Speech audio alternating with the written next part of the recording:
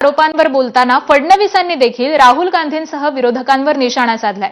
मतचोरीचे आरोप करणाऱ्यांचं डोकं चोरीला गेल्याची टीका मुख्यमंत्री फडणवीसांनी केली आहे।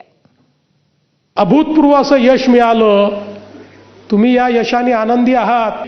अजून ते तोंडावर पडले, थोबाडावर पडले, मातीत मिळाले तरी देखील सुधारायला तयार नाहीत। रोज म्हणतात वोट चोरी, वोट चोरी, वोट चोरी। यांचं डोकं चोरी झालेलं आहे, त्यातला दिमाग चोरी झालेला आहे।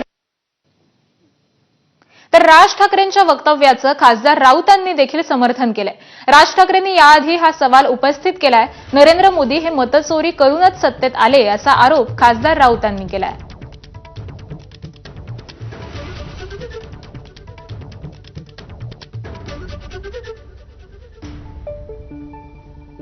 मतं गेली कुठे हा तेव्हाही त्यांनी प्रश्न विचारला, आम्ही विचारला, काँग्रेसने विचारला, महाराष्ट्रात राष्ट्रवादी काँग्रेसने विचारला।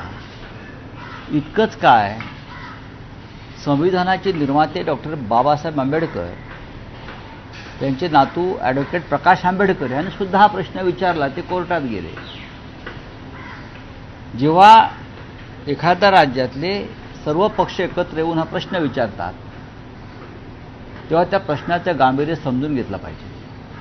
मतं गेली कुठे महाराष्ट्रातली हा प्रश्न आजही कायम आहे 8 महिन्यानंतर। भले देवेंद्र फडणवीस किंवा त्यांच्याबरोबरच्या त्यांच्या टोळीतले लोक जनतेने आम्हाला कौल दिला वगैरे सांगत असले तर ते खोटं बोलत आहेत। जनतेनं ह्यांना कौल दिला नाही आणि मतं चोरली। जो मुद्दा राहुल गांधीने राष्ट्रीय पातळीवर घेतलेला आहे, हा मुद्दा आता आंतरराष्ट्रीय स्तरावर गेला की नरेंद्र मोदी भारतासारख्या महान देशामध्ये मतं चोरी करून सत्तेवरती आलेले आहेत।